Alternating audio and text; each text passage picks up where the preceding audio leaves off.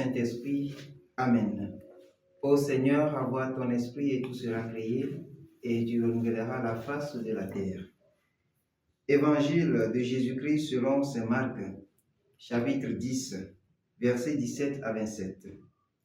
En ce temps-là, Jésus se mettait en route quand un homme accourut et tombant à ses genoux lui demanda: « Bon maître, que dois-je faire pour avoir la vie éternelle en héritage ?»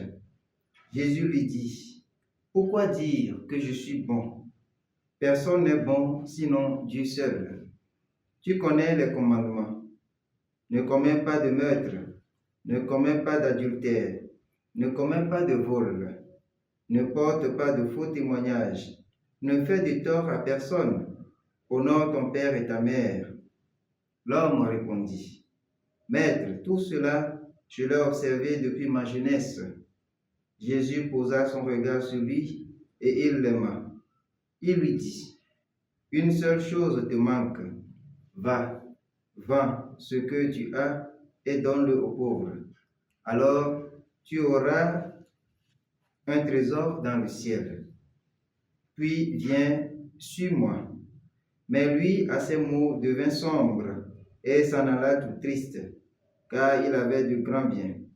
Alors Jésus regarda autour de lui et dit à ses disciples: « Comme il sera difficile à ceux qui possèdent des richesses d'entrer dans le royaume de Dieu. » Les disciples étaient stupéfaits de ces paroles. Jésus, reprenant la parole, leur dit: « Mes enfants, comme il est difficile d'entrer dans le royaume de Dieu, il est plus facile à un chameau de passer par le trou d'une aiguille qu'à un riche d'entrer dans le royaume de Dieu. » De plus en plus déconcertés, les disciples se demandaient entre eux: « Mais alors, qui peut être sauvé? » Jésus les regarde et dit: « Pour les hommes, c'est impossible, mais pas pour Dieu, car tout est possible à Dieu. » Acclamons la parole de Dieu. Louange à toi, Seigneur Jésus.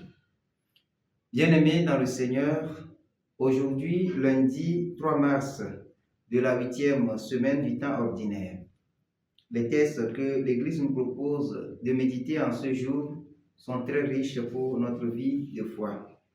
Bien-aimés de Dieu, s'il faut résumer ces textes que l'Église nous propose de méditer en ce jour, je dirais tout simplement: évite le mal et fais le bien. Bref, convertis-toi. C'est le désir que porte le jeune homme quand il pose la question à Jésus: « Que dois-je faire pour avoir la vie éternelle en héritage ?» Nous sommes tous à la recherche de la vie éternelle en héritage, mais il ne nous est pas toujours facile d'accomplir ce qu'il faut pour l'avoir. Oui, les réalités de la vie assombrissent de telle sorte que faire le bien nous plonge dans des calculs interminables qui nous opposent à l'amour pour le bien. Or, dans cette mouvance, la conversion n'est plus possible. Dans ce sens, les paroles de Ben Sirach le sage sont les bienvenues. Convertis-toi au Seigneur et renonce à tes péchés. Mets-toi devant lui pour prier et diminue tes occasions de chute. Détourne-toi de l'injustice.